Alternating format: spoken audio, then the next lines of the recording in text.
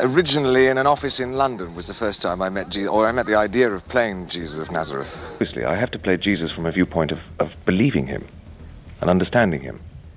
In the Tunisian desert in 1976, hundreds of local extras, most of them Muslim, most with no investment in the Christian story, began to weep during the crucifixion scenes.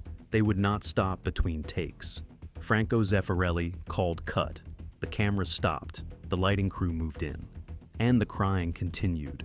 50 years later, the actors who stood closest to Robert Powell are finally saying what really happened on that set, and why none of them ever worked on another production that felt like it. The silence that kept falling. It started with the noise that wasn't there. Anyone who has worked on a major film production knows what a set sounds like. Generators humming, assistants calling across the floor, cables being dragged, lights being repositioned. Even during a take, the silence is engineered, controlled, temporary. The second the director calls cut, the noise comes back. On the set of Jesus of Nazareth, the noise stopped coming back. Crew members noticed it first, during smaller scenes. Quiet exchanges by the water, healings, conversations between Jesus and the disciples. The chatter that should have filled the space between takes simply didn't return. People spoke in lower voices. They moved more carefully. Nobody had given an instruction. Nobody had asked for quiet. It just happened. By the time filming reached the larger scenes, the entry into Jerusalem, the teaching in the temple, the gathering at Galilee, the pattern was impossible to ignore. When Robert Powell appeared in costume, the set went still. Extras who had been laughing stopped laughing. Crew members mid-task paused, heads turned. One of the assistant directors later described standing at the edge of a crowd scene and slowly realizing that several hundred people were completely motionless. Nobody had called action. The cameras weren't rolling. Powell had simply walked into their line of sight, and the air had changed. The director turned around to look for the source of it, expecting to see Zeffirelli giving direction. He found instead a few hundred people just watching one man cross a piece of dusty ground in a robe. He said it took him a moment to remember he was supposed to be working. It happened to be over Easter, and I was working with an Italian crew. Now, here is the part that nobody on the production could explain. The extras were locals, people hired from Tunisian and Moroccan towns. Most were not professional actors. Many spoke little English. Most belonged to Muslim communities and had no personal stake in the Christian narrative being filmed in front of them. And they responded to him anyway. When Powell appeared in robes, moving through the crowd with that unblinking stillness he had trained into himself, some of the extras bowed their heads. Some watched with expressions the crew described as genuinely reverent. A few stepped back without being asked, opening a path through the crowd, as if making space for someone they recognized. Some knelt, not because the scene required it, not because anyone had. Walked them through the blocking. They lowered themselves to one knee in the dirt as Powell passed, then stood up after he had gone by and went back to whatever the assistant directors had asked them to do. When the production translators asked them about it later, several said they could not explain why they had done it. They said it had felt like the natural thing to do. These were people, again, whose own faith tradition does not place Jesus at the center of worship. They knew the figure. They respected him as a prophet. They had no theological reason to react the way they were reacting. And the reaction kept happening anyway, take after take, scene after scene, on a production where nobody had coached them on how to behave. Zeffirelli saw it happening and changed his approach. Crowd shots that should have required hours of direction were filmed with almost no instruction at all. He let the extras react however they wanted. Watch the crowds in Jesus of Nazareth carefully. They are not performing reverence. They are doing something else, something nobody on set knew how to describe at the time, and something the cast would spend the next 50 years trying to put into words. The technical crew had their own version of it. Camera operators, sound engineers, lighting technicians, people whose job is to focus on equipment and tune out emotion, found themselves instinctively dropping their voices. One later compared the feeling to standing in a church. I was there right at the very edge, and I'm looking, and these fellas are sitting there, and this man. You know, intellectually you are allowed to speak normally. Something in the room makes raising your voice feel wrong. A boom operator who worked the second unit said in a later interview that he kept catching himself holding his breath during takes. Not because the scenes required it. He just couldn't make himself exhale until Powell stepped out of frame. He worked another 30 years in the industry. He never had that happen on another job. The script supervisor reportedly stopped checking continuity notes during certain scenes because she said her hands were shaking and she could not understand why. She had worked on dozens of productions before this one. She had never had a reaction like that to an actor in her life. Nobody issued a memo. Nobody called a meeting. The silence simply kept falling. And it kept falling around one specific man. Tears nobody asked for. The crucifixion took days. What audiences see on screen runs about 20 minutes. What it took to film those 20 minutes was an actor suspended on a cross under the open desert sky for hours at a stretch, multiple camera setups, repeated takes, and a crowd of several hundred extras standing in the heat with basic instructions. Stand here, face this way, react to what you see. If stories like this, the ones the people who were actually there took decades to tell, are what you came here for, take a second to subscribe before we get to the hardest part. What the cast saw during the crucifixion is something several of them have never fully described in public. Powell had prepared his body for it. In the weeks leading up to the scenes, he ate less, deliberately. He didn't want dramatic weight loss. He wanted the gauntness that appears in someone who has been through real physical suffering. When he stepped onto the cross for the first take, the effect was already on his face. He looked weakened. The costume and positioning did the rest. Then the extras started crying. Not a few, not the emotionally sensitive ones. A significant number of the people standing in the crowd at Golgotha began to weep during the takes. Zeffirelli noticed it first. He assumed it was performance. He assumed they had understood the emotional brief and were delivering it well. He kept filming. Then he realized the crying was not stopping when he called cut. The cameras went down. The lighting crew moved in. The set noise resumed around the edges. And in the middle of all of it, dozens of extras were still standing in the heat, still looking up at the cross, still crying. The makeup department had to wait. The assistant directors lowered their voices. Nobody quite knew how to break the moment, so for a while, nobody tried. A few of the extras, when finally asked to step out of frame so the crew could reset, did not move. They kept standing where they had been positioned, looking up. The production assistants had to walk over and gently take them by the arm. Some were brought water, some were offered shade. I've enjoyed 99% of it. Occasionally, some things less than others, but Some sat down in the dirt at the base of the cross and stayed there for the rest of the afternoon, watching every subsequent take. Through interpreters, Zeffirelli asked some of them what was happening to them. The answers came back nearly identical from people who had no contact with each other. They said it didn't feel like a film. Standing that close to the cross, close enough to see Powell's face, close enough to feel the silence of the crowd around them, the line between performance and something else had stopped existing for them. One man said something through the interpreter that Zeffirelli quoted in interviews for the rest of his life. He said he wasn't thinking about cameras or costumes. He was thinking about whether the story was true. A man with no acting background, standing in the Tunisian desert in 1976. In the middle of a film, he had been hired to populate as an extra, asking out loud to a stranger holding a translation whether the story being filmed in front of him had actually happened. The technical crew was no better off. Camera operators reported instinctively whispering during the takes. Sound engineers said they felt reluctant to speak between shots at all. One crew member later described the entire crucifixion sequence as feeling like working in a place of worship. You knew you could speak normally. The room would not let you. When the sequences finally wrapped, Zeffirelli reportedly sat by himself for a long time before he spoke to anyone.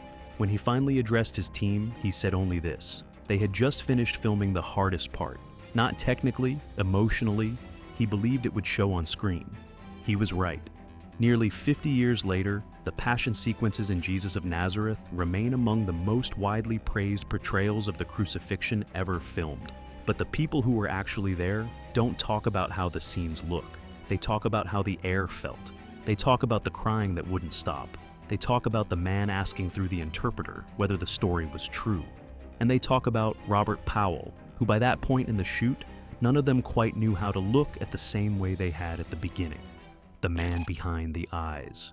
Which raises the question that drives everything the cast has said since. Who exactly was the man on that cross? In 1975, Zeffirelli had been auditioning established stars for months, names that would have guaranteed press, ticket sales, distribution deals. He turned them all down. He couldn't explain to his producers what he was looking for, only that none of these famous faces had it. Then a 30-year-old British actor named Robert Powell walked in. Powell was almost unknown. He had done some television in the UK, a few minor film roles, nothing that had registered with audiences outside of a small circle in the British industry. To the wider public, he was a stranger, which, as it turned out, was the entire point. Zeffirelli did not want a face audiences had already attached to other characters. He wanted a face that, when it appeared on screen, would belong to no one but Christ. Powell got the role, and then he did something that surprised everyone around him. He went back to the Gospels. Not to other films about Jesus, not to theology textbooks, not to acting coaches who specialized in religious roles. He read the 4 Gospels themselves, slowly, repeatedly, with the attention of a student preparing for an exam he would be graded on for the rest of his life. He wasn't looking for dramatic moments to perform. He was looking for tone, the patience in how Jesus answered hostile questions, the way silence got used as deliberately as speech. What Powell said struck him hardest was how rarely the Jesus of the Gospels actually raised his voice. The power in those texts came from restraint, never volume. That observation became the spine of his entire performance. Then came the second decision, and this one disturbed people more than the first. From the first week of filming, Powell stayed away from the rest of the cast, deliberately. When the crew wrapped each evening and the actors gathered to eat together, drink, talk, decompress, Powell quietly excused himself. He went back to his quarters alone. He reviewed the next day's scenes. He sat with the words. People assumed it was shyness. Then they assumed it was method acting. Powell explained it later, plainly. He said he needed the disciples to feel something real when they looked at him on camera. If they spent every evening playing cards with him and trading jokes, that feeling would not survive the lighting setup. So he stayed apart. And the actors playing Peter, John, Matthew, Andrew, Thomas, men who had been hired to portray followers of Jesus, started feeling something around Powell that they had not been hired to feel. Not fear, not discomfort. Something quieter than that. The instinctive deference you feel in the presence of someone whose authority you cannot explain but cannot ignore. That feeling went straight onto the screen. Watch the disciples' faces in the series. They are not performing reverence. They are experiencing it. Then there were his eyes. Zeffirelli noticed early in production that the close-ups of Powell's face were doing something he could not immediately name. He kept watching the dailies. Then he understood. Powell was barely blinking. It was not accidental. Powell had been training himself to hold eye contact, open and steady, for stretches far longer than any normal conversation would tolerate. The director encouraged it. He went further. He had the lighting redesigned around Powell's eyes, catching the desert sun in a way that made them look luminous in close-up, less like film, more like portraiture. I think those masterpieces for the elite.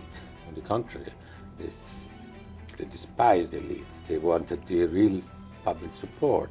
Crew members later said the close-ups became uncomfortable to watch on the monitor, not in a bad way, in the way that prolonged eye contact with a stranger across a room is uncomfortable. Several people on the production reported that they had to look away from the playback after a few seconds. They could not articulate why. They simply could not hold the gaze on the screen, the way they could not hold it in person. The result is the gaze that audiences still struggle to describe. Viewers who watched Jesus of Nazareth as children in 1977 and went back to it decades later all say the same thing. When the Jesus of that film looks at someone, it feels like he is looking directly at you. That is not an accident. That is months of disciplined preparation by a man who understood one thing better than anyone else on the production. The face of Jesus would outlast everything else about it. He was right. 50 years later, his face is still the image millions of people see when they think of Christ. A desert that felt like history. Powell could not have done it anywhere else. Tunisia does not look like a film location. It looks like somewhere a time forgot to move through. When Zeffirelli's scouts arrived in the mid-1970s, they were not looking for beauty. They were looking for landscapes that would let a viewer feel, without being told, that they were watching first-century Judea. North Africa gave them more than they had asked for. Stone villages with narrow paths, hills that fell away into wide, silent valleys, desert light that dropped in long, golden stretches across the ground, casting shadows that matched the shadows in centuries-old paintings of biblical scenes. The land did not need set dressing, it needed a camera, but the location did something to the people working in it that nobody had budgeted for. Actors who had spent years on studio productions said the experience in Tunisia and Morocco was completely different. On a studio set, the artificiality is always visible. The walls end, the lights show, the ceiling is a ceiling. Standing on a hillside in the North African desert in first-century clothing, that artificiality vanished. Cast members later said the location did half their work for them. Walking on roads that looked exactly like ancient roads. Eating in the shade of stone walls that had stood for centuries. The small physical details accumulated. By the time the cameras rolled, the actors were not pretending to be in another time. They had stopped noticing the difference. For Powell, the effect went further. He described one moment from the Sermon on the Mount in interviews years afterward. He was standing on a hillside. Hundreds of extras were spread across the slope below him. The cameras were positioned at a distance. The wind had quieted. The light was right. And for a moment, he forgot he was on a film set. Not dramatically, not in a way that needed explanation. He simply stood there, and the awareness of performing went out of him. What was left was the words, the hill, and hundreds of people listening below. He delivered the sermon. The crew watching from behind the cameras barely moved. There were afternoons when filming paused for technical reasons, and the cast sat on the hillsides waiting.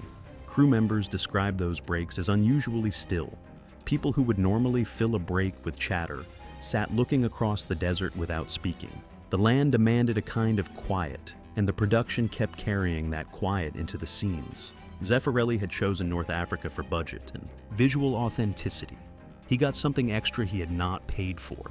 The environment was shaping his actors in ways no director's note could have produced. He stopped fighting it. He started filming around it.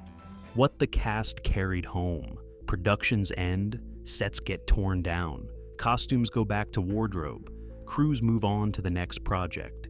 Jesus of Nazareth did not let go of the people who made it.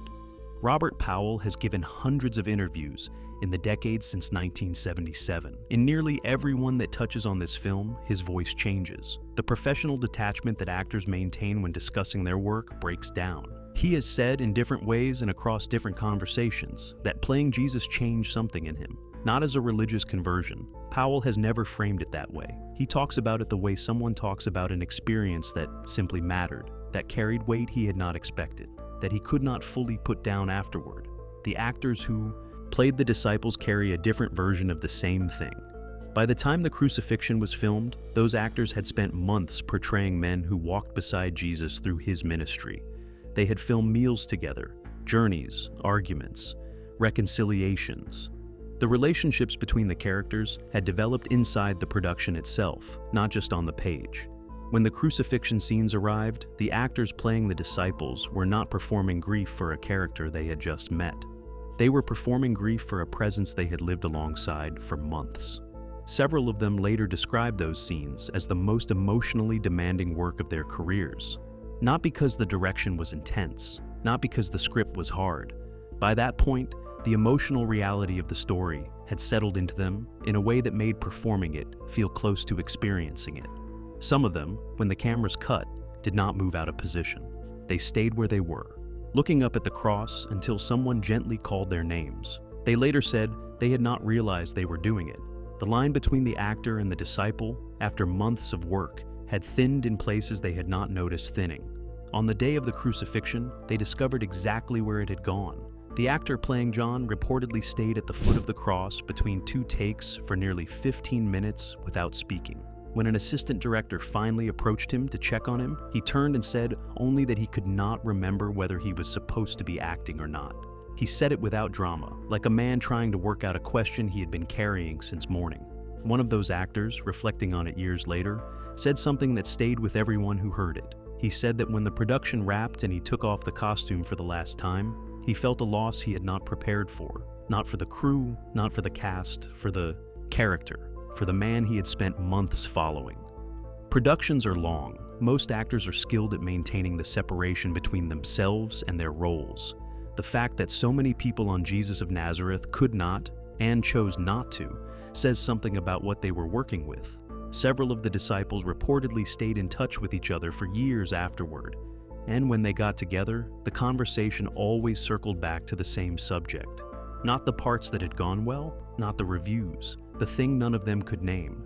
They would each describe their own version of it, listen to the others, and end up sitting in silence again, the way the set itself had ended up in silence so often during those months. The film aired in 1977. An estimated 91 million viewers watched it in the United States alone during its initial broadcast. It has been rebroadcast across decades, particularly during Easter, in countries around the world. Generations have grown up with it. Films made with that kind of care tend to carry that care onto the screen. Audiences feel it without being able to name it. What they are responding to, in the case of Jesus of Nazareth, is the accumulated weight of hundreds of people, actors, crew, extras, directors, who treated a 2,000-year-old story as if it deserved their best. For the duration of that production, it did. 50 years have passed since those cameras stopped rolling in the Tunisian desert. The sets are gone. Most of the crew have moved on or passed away. The film remains. So do the stories. The cast members who are still alive have worked on other productions since. Some excellent. None, they say, have ever felt the way that one did. Nobody who was on that set has ever been on another set where the noise pulled back the moment a man in costume crossed the floor, where strangers cried for hours and could not say why, where a 30-year-old British actor walked through a crowd, and people who had never read a gospel in their lives stepped aside to let him pass. Something happened in that desert in 1976. The people who saw it have spent the years since trying to put words around it. Some have given up trying. They simply say it was the kind of thing that does not repeat. The boom operator who held his breath, the script supervisor whose hands shook, the actor at the foot of the cross who could not remember whether he was acting, the man who knelt in the dirt as Powell walked past and could not say afterward why he had done it, the interpreter who carried the question in a stranger's voice, asking whether the story was true. None of them has ever offered a clean explanation. They have offered only the same thing, in slightly different shapes. It happened, we saw it, we do not know what it was. Robert Powell is still alive. His face is still the face millions of people see when they close their eyes and think of Christ.